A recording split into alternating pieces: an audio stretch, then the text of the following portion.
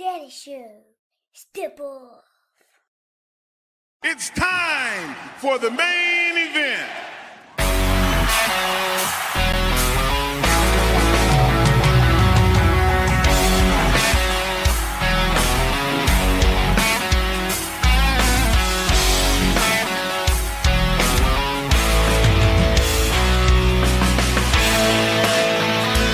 Hey, what is up?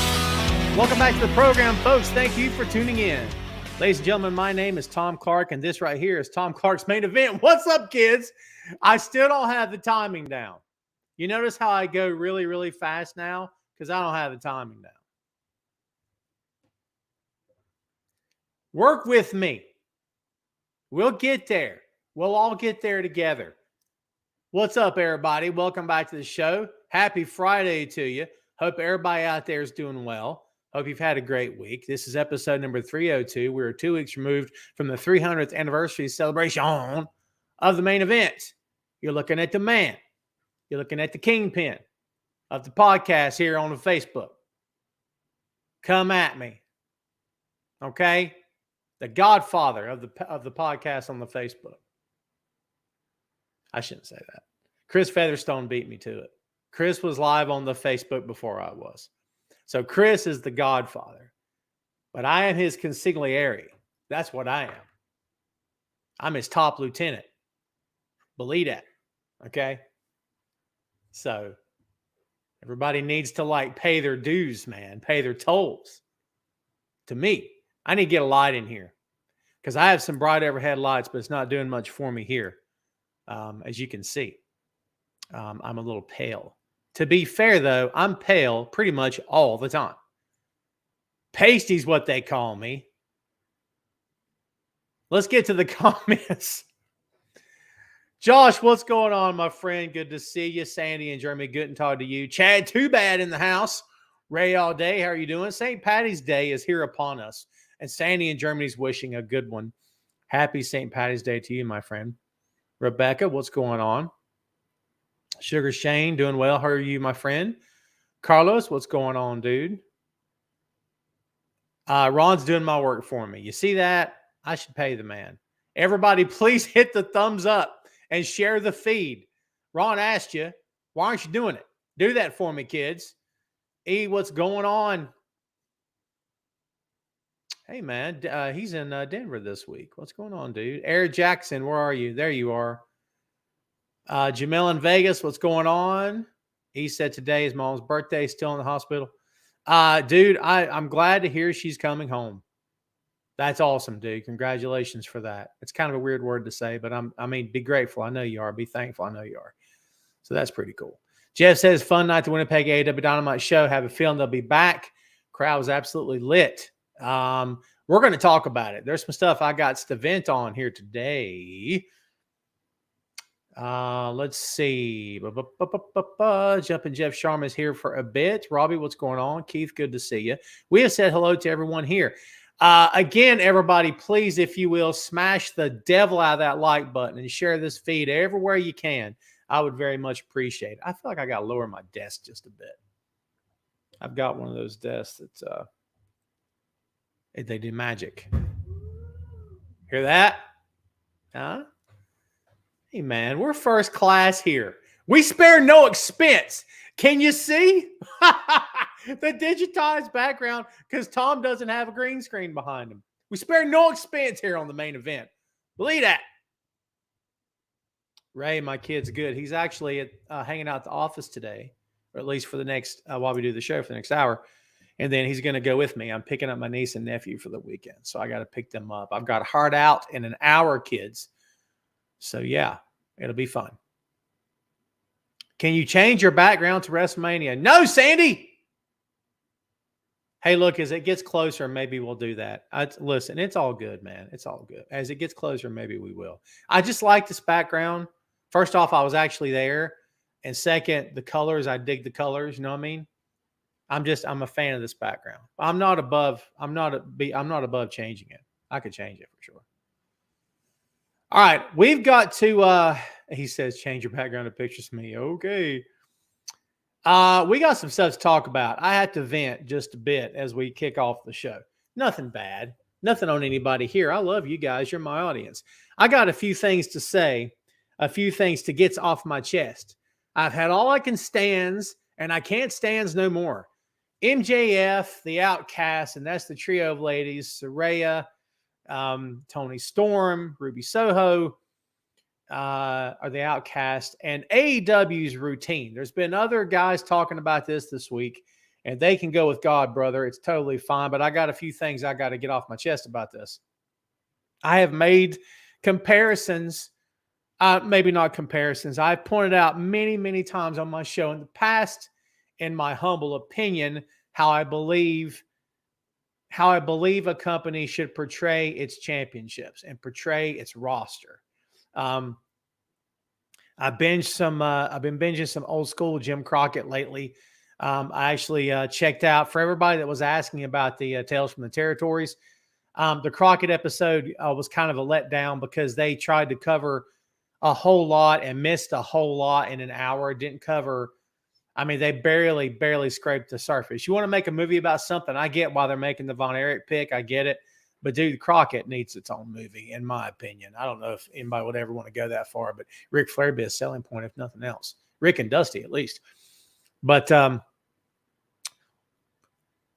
have pointed out many, many times on the show here before and on other shows as I've been invited that one of the great things about Jim Crockett Promotions, and everybody, if you've never seen it, hear me out. If you have seen it, you'll know what I'm talking about. One of the great things about Jim Crockett Promotions back in the day was that Jim Crockett Promotions was the best pro wrestling in the world. Do you want to know how I know? Because they told you. Okay? The National Wrestling Alliance was the greatest collection of talents in the world. And that if you were good enough to get into the NWA, that meant that you were a cut above everyone else. That meant that you were a star. That meant that you had what it took to work and wrestle on the next level. Do you want to know how I know that? Because they told me that. Back in the day, the NWA World Heavyweight Championship was the premier title in the entire wrestling industry, bar none. Every other championship that claimed to be a world title was a phony, was a pretender to the throne, was not real, and the guy holding it was a paper champion. Do you want to know how I know? Because they told me. There's a point here. I believed all these things because I truly felt that those things were true, that they were right. If you grew up with the WWE as your promotion, as your pro wrestling, maybe you never believed that about Jim Crockett Promotions. If you grew up with the AWA as your promotion in the greater Minnesota area, maybe you never felt the NWA and Jim Crockett Promotions was the best wrestling in the world. If you grew up in Japan and you were a massive fan of Japanese-based wrestling, maybe you never believed that Jim Crockett Promotions was the best wrestling in the world. Am I biased? Yes. Do I believe that Jim Crockett Promotions to this day has some of the best wrestling, best storylines, had the best houses, the most exciting crowds, and the most exciting talents I've ever seen? Absolutely. And I don't believe that's just a matter of opinion. I believe that is a matter of fact for a lot of people out there, not just me and not just people that live in the Southeast United States, but people all over the world. However, all right, I know all these things because I was told these things. And here's what this means. Bear with me. Here's what this means. Ric Flair, no matter who he was defending the title against, never ripped on his opponent. He could say things like, "You're not on my level, brother," whatever it was. "You're not a horseman. You'll never be as good as the horseman." But he always made a point to put over his opponent. He always made a point to say, "You're one of the best in this company." And that means you're one of the best in the world. Why? Why? Because Jim Crockett Promotions is the best wrestling in the world. Remember? Because they told us. Okay? You see the connection? So when they told you these things, and then they brought the titles into it, they brought main event championship feuds into it, they kept the same continuity. Okay? When Dusty Rhodes was facing a top heel, where that man was Tully Blanchard or Ole or Iron Anderson, whatever. Terrible. He always put them over. He would do so with contempt, But he never said, Tully Blanchard, you're a waste of space. I hate you. You can't hack it here. You're not one of us. You're miserable. You're not very good. I can't stand you. All right. That never happened. Dusty would say things like, you're one of the best in the world, brother. You're one of the best in the world. You're one of the best in this company. Saturday night's going to be a fight. I'm going to bring all I got. Okay? What do I mean by all this? I am tired. And I know there's differing opinions, and if you have them, that's fine. I am tired. Sick and tired, actually. I am sick and tired of every time I turn around that someone on AEW programming is bashing AEW. And we're not talking about outsiders, okay, for lack of a better term. We're not talking about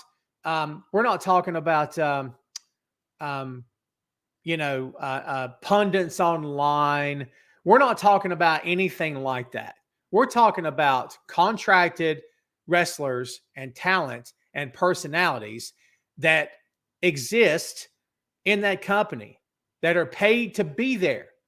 And every week, without fail, what happens? Someone comes on that TV and talks about how much this company sucks. I've had all I want to hear. I've had all I want to hear. And there's a reason I'm upset about this, okay? This Outcast routine, Saraya and now Ruby Soho and Toni Storm. I'm sick of this. It's possible to be heel and not go down that road, because whether anyone cares about what little old Tom has to say about it or not, listen, I don't care. It's fine. Like I said, you can have your own opinions and it's good. We'll all get along in the end. No hard feelings, okay? And maybe no one else in the world cares about my opinion here, and that's fine too. But from where I'm sitting, you are doing nothing but devaluing your own product. The WWE Championship is the most prestigious championship in the world right now, and it has been for years. You want to know how I know? Because they told me. To main event WrestleMania is to main event the Showcase of the Immortals, the biggest night in the year for professional wrestling as a whole. That's the spot every person wants to be in that gets into the business, whether male or female, despite the weight class, despite the dreams, despite the talent level. That's where they want to be. And it's important. Do you want to know how I know? Because they tell me. Do you see where I'm coming from? When's the last time, with very few exceptions, kids, that someone in AEW has put over, this is the best wrestling in the world. This is the best wrestling you've ever seen. This championship I hold in my hand is the greatest championship in the entire professional wrestling industry, bar none. It is the prize. It is the prize, period, end of story. How often does it happen? Does anybody have a number? Less than 10 times a month? Less than 5? Less than 3?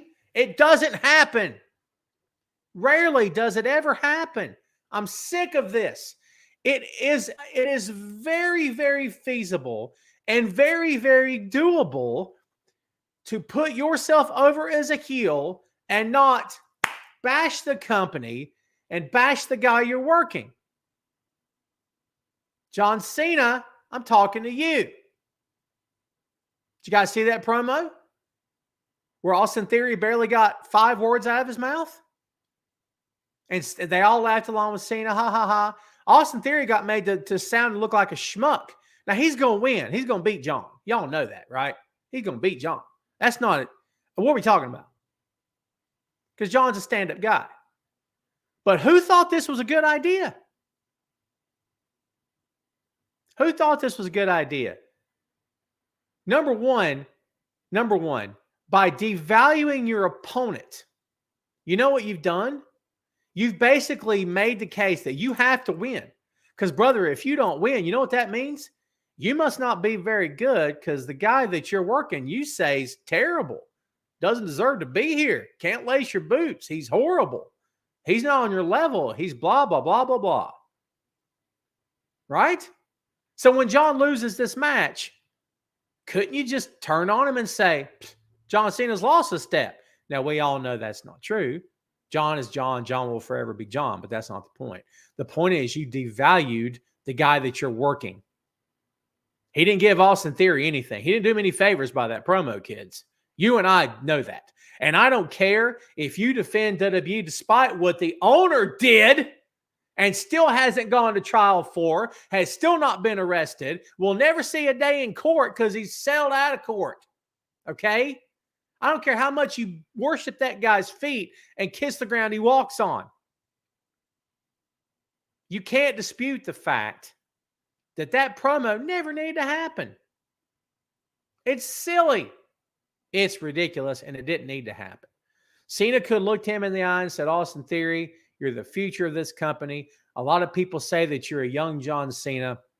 When I look at you, I see signs of who I was as a young man. But I've been there and I've done that. And I already know how this plays out. And so because I've got the wisdom, because I got the experience, because I am who I am, I'm taking you down at WrestleMania. Easy promo. Easy promo. Ray says, Cena said, even if you beat him, it means nothing. He won't be able to talk Mondays. He basically made this match seem worth it. Thank you, Ray. This match means nothing. Why do you care? Listen, when John Cena and Austin Theory come on your TV for WrestleMania, get up and get your popcorn. Get up and have a beverage. Go walk your dog. Stir the chili. Prepare the nachos. Sit back and watch me. I'm more fun. Look how pretty I am. Are you kidding me? Come on, man. Don't waste your time watching this match because like Ray said, doesn't mean anything. Rebecca says, do you think it's because of the writers, con of the wrestlers? AEW doesn't have writers, Rebecca. There's no writers at all. These guys are booking their stuff. They're working with some agents. I'll call them agents / producers backstage. There's no script writers in this company. And I have proper training from experienced people. They need to do better. Otherwise, they won't last. I don't believe this not lasting stuff. I want to be very clear when I say this. When I just went on that rant on AEW, notice I never said if they don't stop, they're going to be having to close down. I don't believe that. I don't believe that. Okay. But what I do believe is they should be portraying themselves as the greatest company in the world. And they should do so with following it up with all due respect to New Japan Pro Wrestling, all due respect to Impact. Those are fine companies, but this is where the action is. This is where the best talent in the world is. We're the company that came from absolutely zero. We went from zero to warp speed in the course of less than a year. And look where we are now.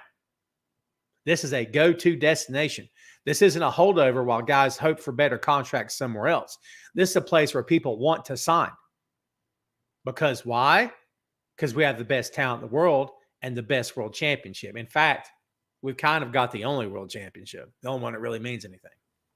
But you don't know that, do you? Because you've not been told that.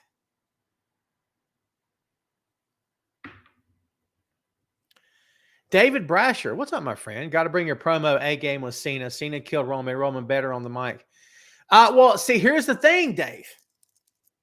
Very glad you brought that up, Dave. Very glad you brought that up. Austin Theory can't come back. You want to know why? Because he was told don't. You know what I mean? You can spar in New Japan. You can spar in Impact, and you can spar in AEW. You're not sparring in WWE, baby. Austin Theory stands there and keeps his mouth shut. Do you want to know why? Because he was told to. There's no A game to be brought, brother. I respect what you're saying. I do. But there's no A game to be brought. And Theory can talk just fine. But you'd never know it because he didn't get to say anything Monday. And look, I love John. I've always loved John. I've always been a fan. I can't say always. I have been a fan for a lot of years now, okay? And listen, when I wasn't really a fan, it was never against him as a man. I just never really cared for the gimmick that he ran. But it is what it is. Things change. It's fine. I got a lot of respect for the guy. I really seriously do. So it's not the end of the world, and I'm not hanging this on him and saying, John Cena ruined his reputation. No, not at all. Everybody relax. I'm just saying, no, that promo didn't need to happen. It was absolutely ridiculous, and I didn't need to hear it. Sorry, Vic, I'll get back to you. Marie says, facts is probably like Darby saying, AEW is where I want to be. Bam! Did you notice when MJF mentioned Sting's name, Darby scoffed and laughed? Everybody catch that? Now, what's that mean? What's it mean, Tom? I don't know. I'm just telling you I noticed it. You know what I mean? Vic says Rampage will air at 11:30 Eastern. Yeah, it's going to be late, brother. What's up, Toby? How you doing, man? Good to see you. Rebecca says even the refs announced teams are not as good as they used to be. They all used to tell a story. Now is more of a scrambled. All right, which company? Just overall?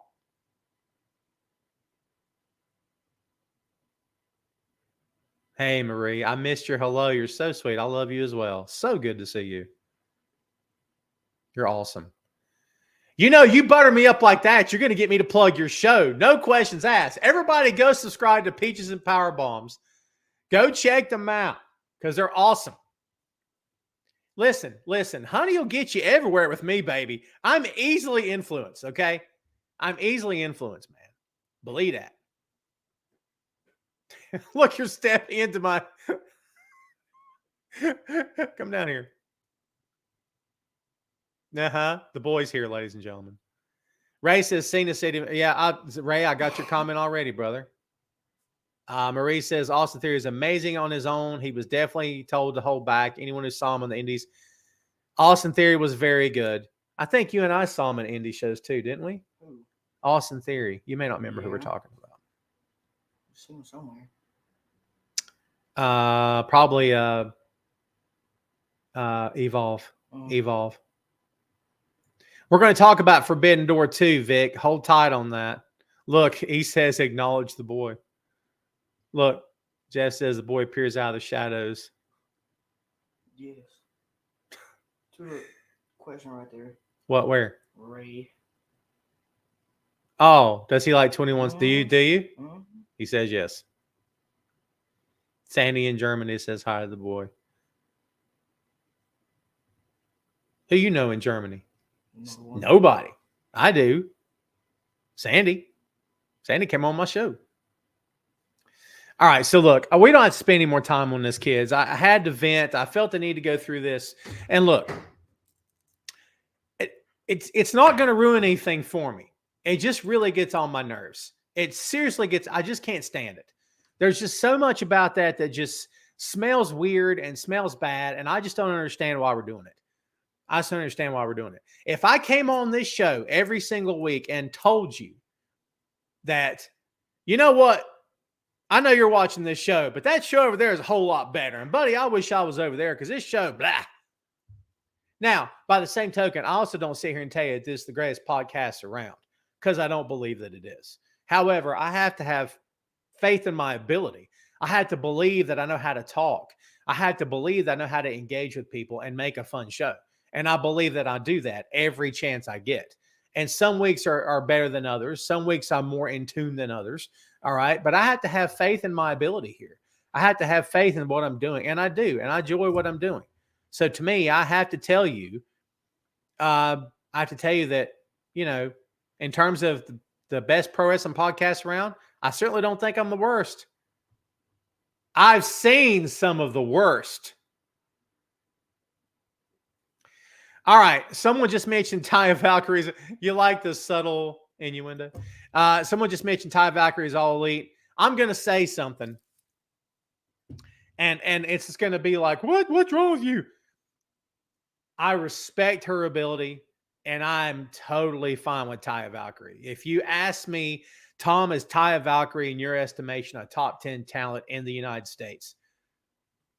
I like her. I think she's done it all. She's been everywhere, really. I mean, she's done a lot of cool stuff. Is she in the top 10? Listen, that's not for me to say.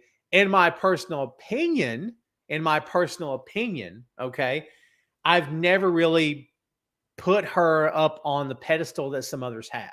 However, I like that she's in AEW. I hope that they keep her away from all this outcasts, you know, the other company's better than AEW nonsense I just spent 30 minutes ranting about. Okay. But I'm totally fine that she's there. Totally fine that she's there, dude. No issue with it at all. I mean, no disrespect. Okay. And you know what? You know what's wrong with another top female wrestler in the women's division AEW? Nothing. And if anybody tells you that there is, they're dead wrong. This idea. Tom, all they do is fill up the locker room. Blah, blah, blah, blah, blah. I'm so sick of that. I'm sick of it. Do they have more than they can juggle at times? Sure, I'll admit to that. But does that mean they stop signing? No. I was going to make that cute, but I'm not going to. By the way, if you're listening to me after the fact, I just peaked your, blew your eardrums, as they say. No, I don't believe that. I believe you sign as many guys as you can afford to sign and women, and you keep them on your payroll. And when the time's right, you use them. I just don't believe in this. We've seen a company fill up their locker room so the other company couldn't have them. Remember when AEW first opened, NXT filled up their locker room so the AEW couldn't sign the talent? What happened a year later, kids? Refresh your memory. Hit the reload button, if you will. You know what happened. They released a bunch of people because they couldn't hold them on there anymore, dude. They didn't have any room for them. I mean, they were trying to decrease payroll, so they did it. We don't see that with AEW, man. I'm not saying AEW, well, that's why they're better. I'm not saying that. I'm just saying if they couldn't handle it, then why are they doing it? They just relaunched the Ring of Honor brand. And I'm sorry. I don't care what anybody thinks. If you disagree, you completely disagree. It's fine. And I don't, it's okay. I know it's fine. Totally fine. Okay. You and I'll be good if you disagree. I don't care. I don't think it should be buried. Don't bury the lead that Ring of Honor has been relaunched. Okay. The Honor Club is back. That streaming service is back, and it's dirt cheap. I don't think that's anything to sneeze at. They could have assimilated all that talent, sucked them up, got rid of the brand, got rid of the titles, and said, ha ha, by God. But they didn't. They didn't. Khan's got much love for the Ring of Honor brand, and I respect that. Does that mean that they're going to nail this? I don't know. I've enjoyed it so far, but we'll see what the future holds. We'll see what the future holds. Vic says Tony Khan made a horrible choice to have Jade Cargill have a squash match for a Canadian Open Challenge, then have Taya Valkyrie appear instead just having. I disagree with that, Vic, and here's why. I respect your opinion, my friend, but I will disagree with that, and here's why. If you have Taya Valkyrie come out and face her one-on-one, she has to beat her. And if they're not ready for that, then they're not ready for that. And number two, if the plan is for Taya to beat her, then it absolutely shouldn't happen on free live television. That's how I look at it. The only way it would have worked is if she came out and they would have had a scuffle and the ref calls it a no contest or something. But Jade can't get counted out, right? Because she's not even lost via count out, has she? Or disqualification, right? Which means no losses is no losses, correct? Which means you can't book that right now. I respect what you're saying, but that's kind of where I'm at with that. Marie says RH has been great. Marie, let me just tell you, you had me a long time ago. Yeah, you had me a long time ago. You had me with love you, friend. Are you kidding me? You and I are good. Sugar Shane says the problem is we as an older generation grew up with the best wrestling ever. And this new generation of wrestling just can't compare the NWA for me, Memphis Wrestling, NWA. I believe, listen, I won't argue with you. I love the old school stuff. But Shane, I'm not speaking for you. I also have to keep this in perspective because for me, the perspective is times change. Things either evolve or they de-evolve. And if you ask guys our age and older, they would say, oh, it's not the same anymore, blah, blah, blah. And, it's gone downhill and blah, blah, blah. And they're entitled to their opinion, brother. It's perfectly fine, so, as are you. But I try to move. I'll try to move and shake with the times, right? I love what I watch today. I love pro wrestling. I've always loved it. And does an episode of AEW Dynamite make me want to never watch Jim Crockett again? Of course not. Does it make me think, well, there we go, Jim Crockett Part 2? Not at all. It's different. It's a different brand. New Japan puts me more in the mind of Crockett Wrestling than anything I've ever seen in the modern era. Does that mean that it's better? Not at all. But it's all subjective, man, because here's what I'm telling you. Guys who grew up in the New York area and people who grew up around the world likely grew up with Vince McMahon's wrestling. So guess what they think the best wrestling in the world is? Not Crockett. Do you know what I mean? I respect what you're saying, and I won't disagree with 100% of what you're saying. However, for me, in my opinion, I love the new stuff, man. I do love it. I enjoy AEW. I enjoy Ring of Honor. I love me some New Japan. There's some WWE stuff that I can still watch. I think Cody's killing it. I think Sami Zayn, the whole Bloodline storyline is effing phenomenal. I'm a big fan of that. Okay. So I'm not going to sit here and say, because see, here's the thing. To everyone out there that believes that the Attitude Era was the best era in the history of wrestling, number one, I humbly submit that you're wrong. But I am very jaded and I'm very colored by my own bias. And when did I grow up? I grew up during the Territory Era and I was a Jim Crockett fan. Still am. Okay. My opinion. And I know people that grew up during the Attitude Era who should be saying Attitude Era is best wrestling of all time. And they don't. But there are other people that live and die by it. It's all subjective, man. Toby says, I like wrestling, tells a good story. Doesn't matter where that is. I'm okay with that. Did you, Chad Too Bad says, you see where MLW is now on TV? Dude, MLW is a little promotion that could. The only issue, I don't want to say issue, but the only thing that I would wonder out loud about Major League Wrestling is this. If they really start to make some waves, and people in the business know who they are. That's not even a question. People in the business know who they are. Okay? Let's be real. But if they were to make some waves, then do they make enough waves that AEW says, ooh, I like that guy. Ooh, I like her. And the W says, just take them all, pal. I don't know. And then next thing you know, no more MLW. I don't know the answer to that. I'm just throwing it out there. Vic says, I grew up with WWF and the NWA, and the best for me was the WA.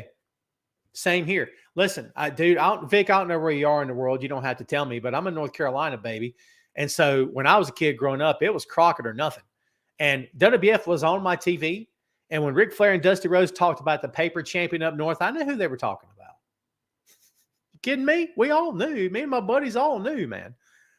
And sometimes I would flip the channel. And I remember when Steamboat went to WWF and they gave him the great big headdress and he was breathing fire. And it actually made me cry a little bit because I thought, what's this? Roddy Piper, same thing. And I love Roddy. Don't get me wrong. But the Roddy Piper that had Piper's Pit and was over the top and was at times cartoony and became a cartoon character in an animated series and became a wrestling buddy, a wrestling doll, action figure, whatever. That wasn't the Roddy Piper I knew. Greg Valentine wasn't the Greg Valentine I knew. And guess what? No one fought anybody for going to WWE.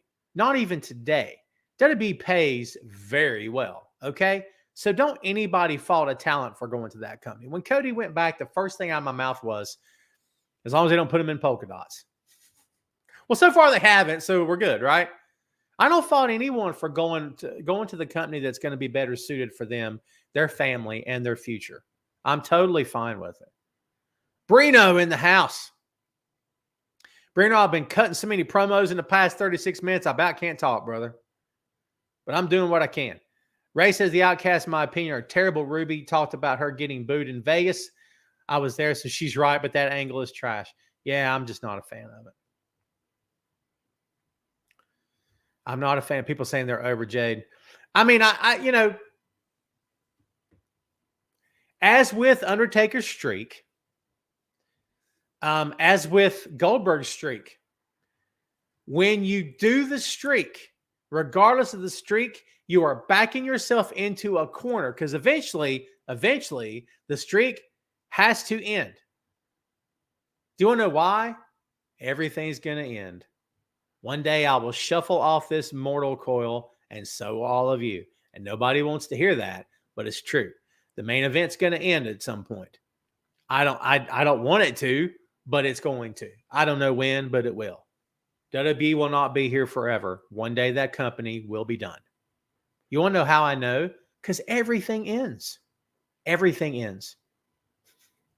This moment of hopelessness brought to you by Tom Clark's Main Event. Jeez. I'm not giving you much to look forward to this weekend, am I? Vic Sage is in Miami. Miami's hot, brother. Whew. Florida's too hot for me. Shane says, I understand what you're saying. I love AW, but I go to sleep watching Raw. Raw used to be great, but to be honest, how many Street Profits matches can you watch? And you know what? That sounds like you're throwing heat at Street Profits, and I don't believe that you are. I kind of see where you're coming from, and I love Street Profits. I'm sure you're a fan. But, like, it's a fair point because when they get into a rut, they run the same match. And, you know, people say, you know, these two guys in AW only wrestled one time and blah, blah, blah. It never happened again, blah, blah, blah. Okay, but the other company runs the same feud for 6 weeks straight. Look, it's all in what you want to watch, man. It's all in what makes you happy. Jeff says, Asuka's streak ended against Charlotte, which you kind of thought would happen. Yeah, good point. Everybody's streak ends. Can't beat Goldberg, won't be special afterwards. And Brino, to your point, Kevin Nash had no business beating Goldberg. Never should have happened.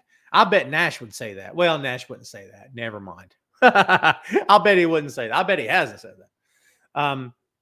You know, at the time, what was being said was, well, Tom, you don't understand, brother, because Kevin Nash was red hot at that time.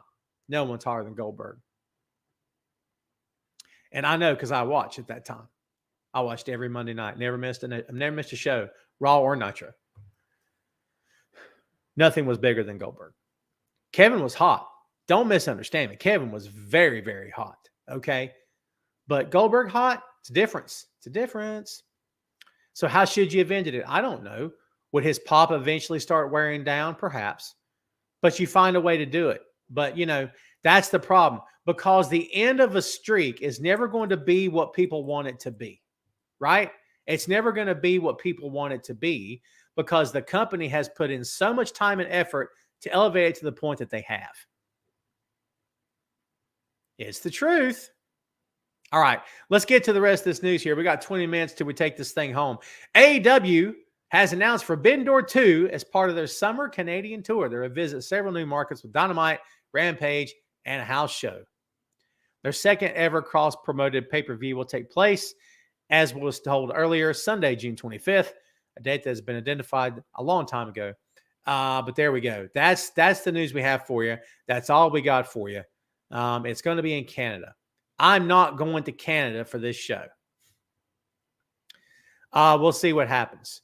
Are you guys excited? What do you think is going to happen? What's your thoughts on it? What do you think everyone has to be? What's everyone in for? What do you think they're going to try to do? I'm curious what everybody thinks here. As part of this AEW talk, I'm sure if you watched the Ring of Honor show, then you saw Wheeler Yuta challenge Katsuyori Shibata. I'm here for that. If Katsuyori Shibata were in the United States full-time and wanted to wrestle full-time, that's who you give the Blackpool Combat Club to. It's Katsuyori Shibata. I said it. Perfect. Absolutely perfect. I'm sorry. That's how I feel. I think that's how you give that little faction to. Now, I don't know how they would feel about that, but I love me some Shibata. I've been a Shibata fan for years, baby. Kidding me? Chad Too Bad says, I got a good question for you. If Goldberg had beat Nash, who do you think would have ended the streak?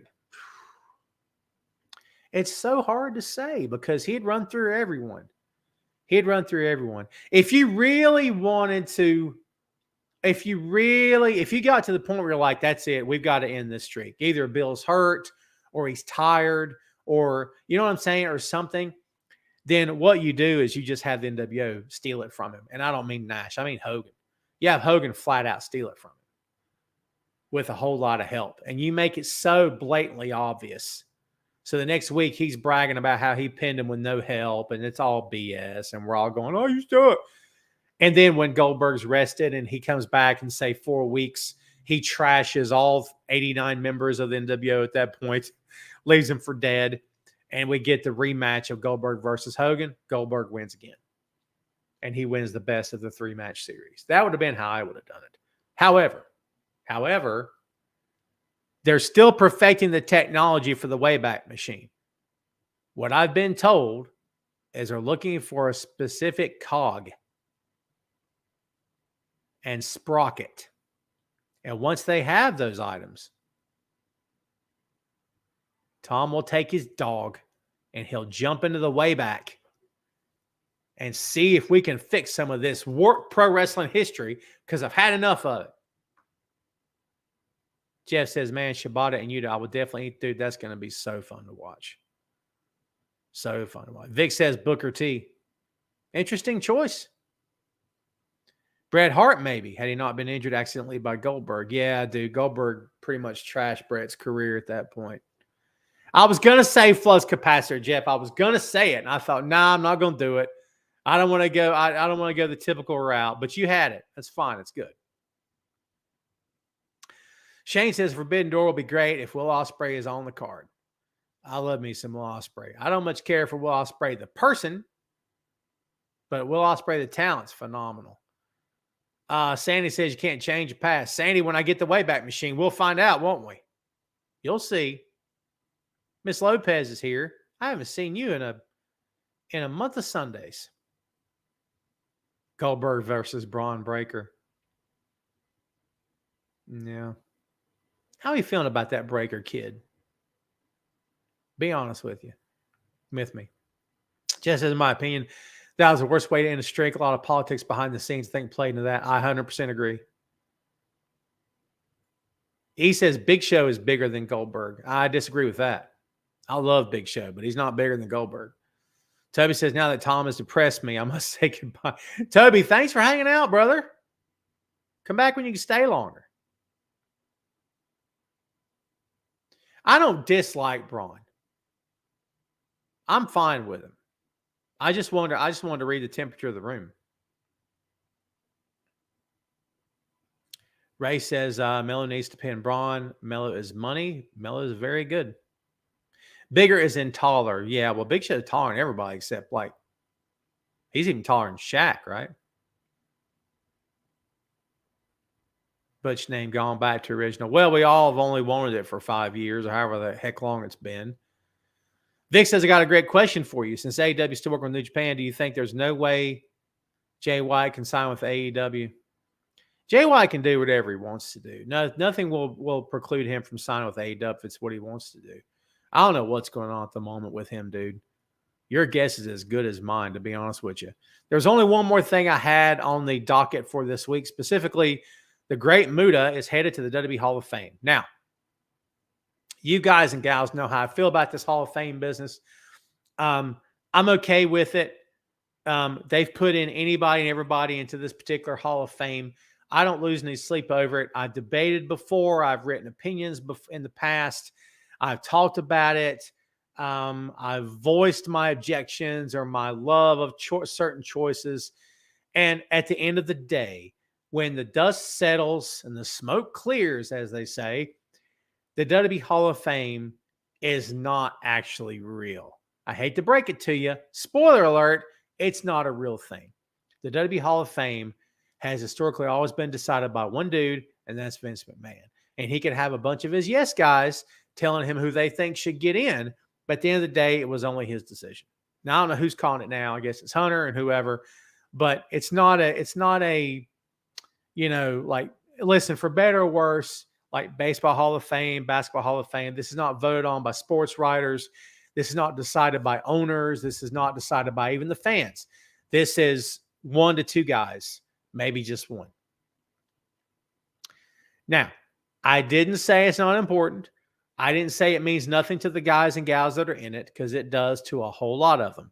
What I'm telling you, and I've always told you, and I will always tell you, in my humble opinion, while it's nice PR and the rings look pretty sweet, and a lot of those talents wear those rings till the end, and they never take them off.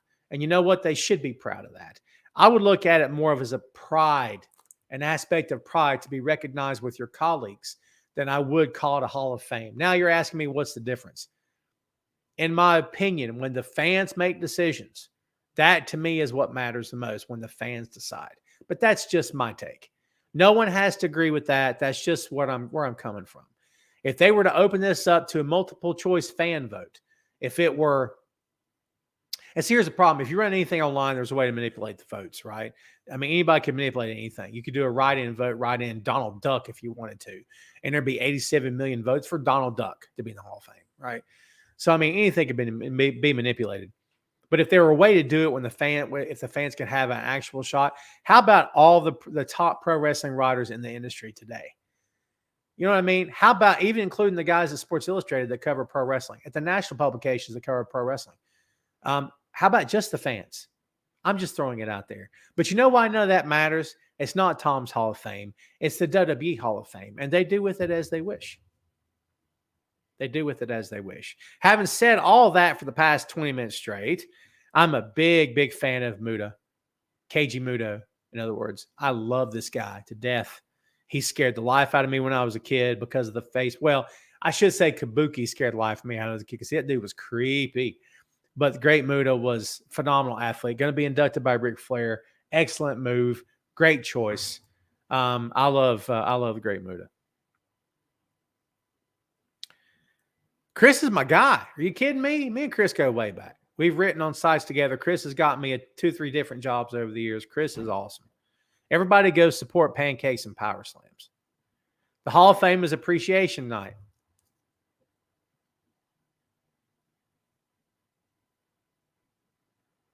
I'm leaving that up. I couldn't have said it better. The Hall of Fame is an appreciation night. It's a way to say thank you.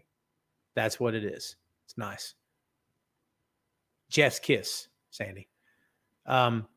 It's fantastic. It's the best way to say. I can't put it any better. It's a way to show appreciation. It's a way for men and women to get on a stage in front of their peers and in front of the fans and say, I love you with a tear in my eye. I love you guys. You mean the world to me. I couldn't have done this without you. I love my wife, love my husband, love whoever. Yeah. That's what it's there for. Well said. Well said. Wilf's very late. Wilf, you're 50 minutes late. What'd you think of my hometown? I thought the shows were good. Show was good. I enjoyed it. I mean, you know, I ranted. You have to go back and watch the replay, Wilf, once we're done here. Go back and watch the top of the hour because, you know, I ranted about some things that I had to take issues with. Remind me to have coffee next time. My throat is wrecked. My throat is wrecked. Well, kids, we got 10 minutes till we're taking this thing home. That means we're opening the floor. This is your chance, Ray. You're up to bat. Ray's up to bat. What you got, Ray? Ray's ready. Watch this. 3, 2, 1.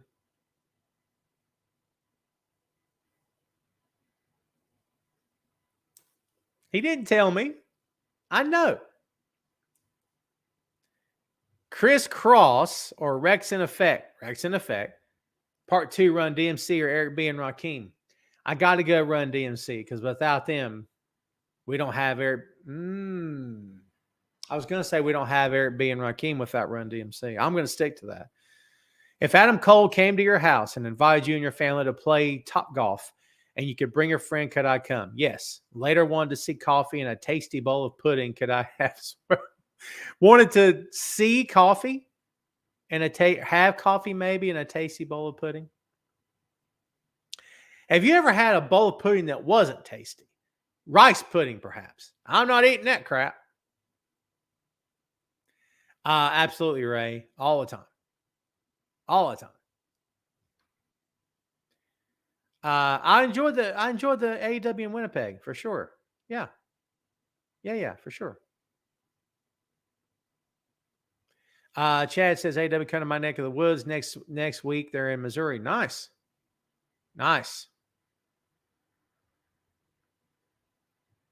Rob says, here it comes. You've been waiting for it. Who's your Mount Rushmore of tag teams that started as tag teams, split, and did well as singles?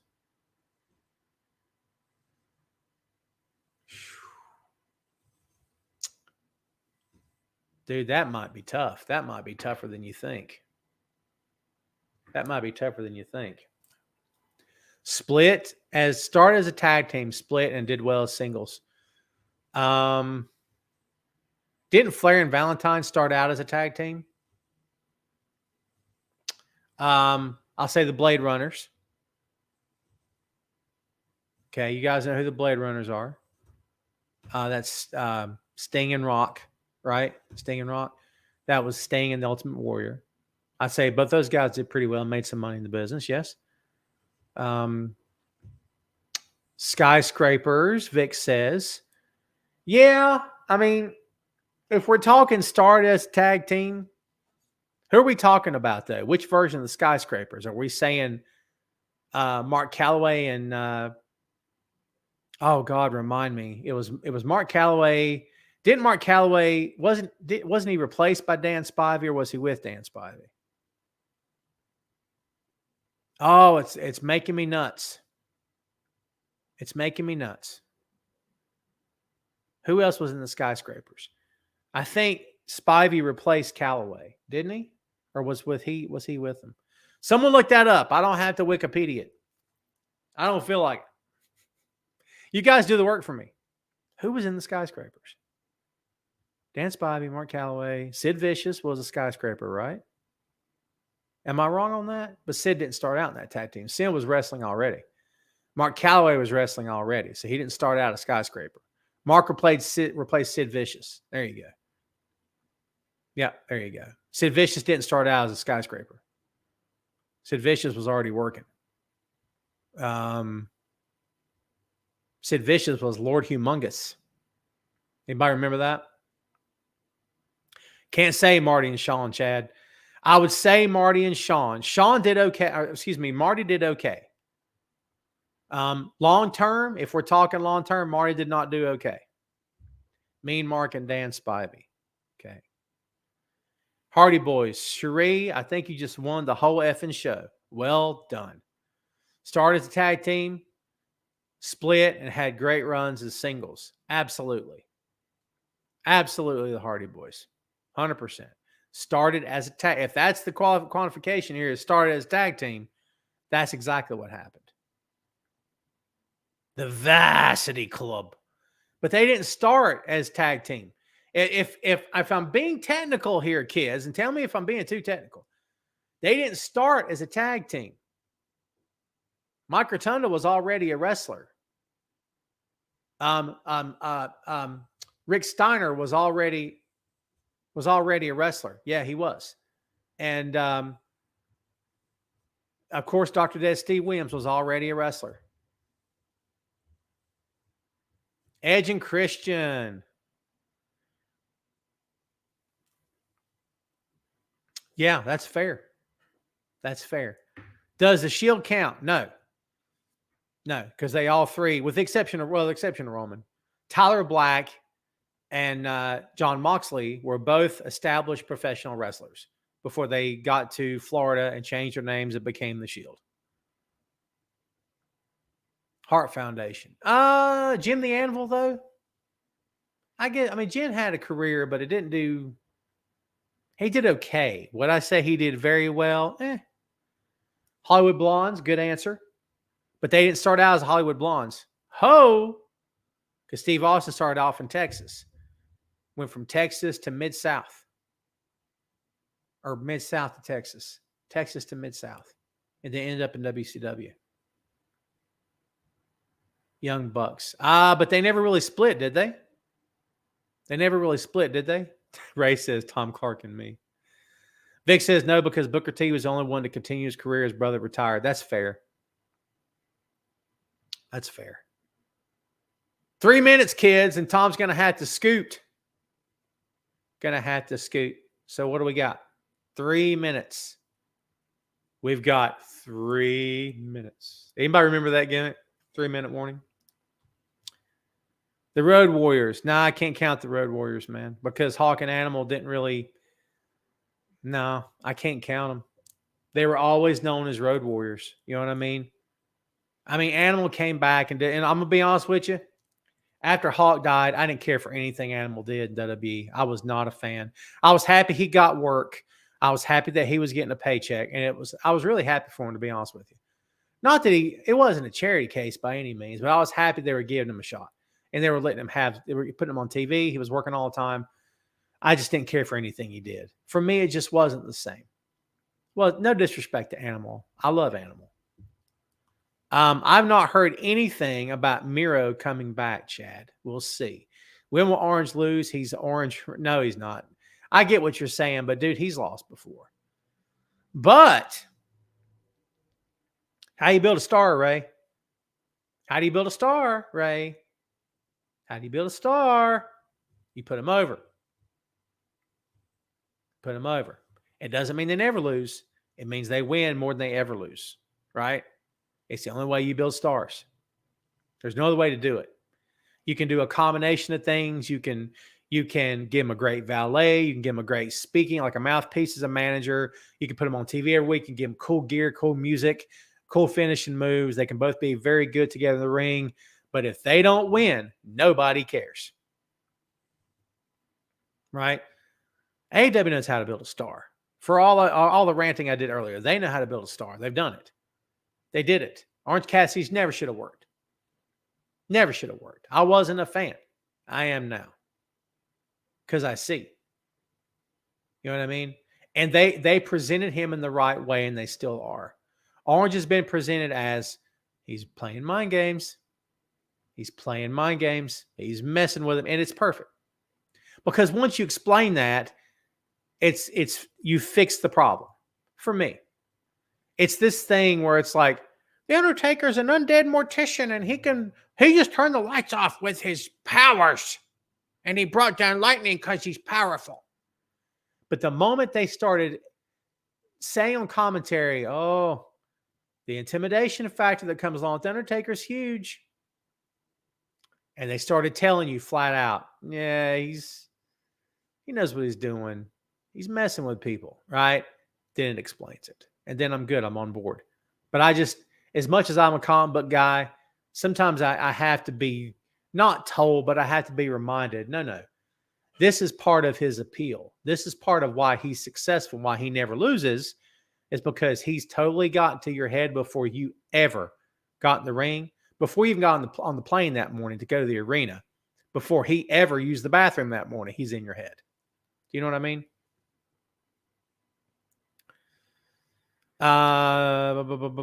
Cherie says, oh my God, we had so much fun at Dynamite. There you go. Got on TV twice.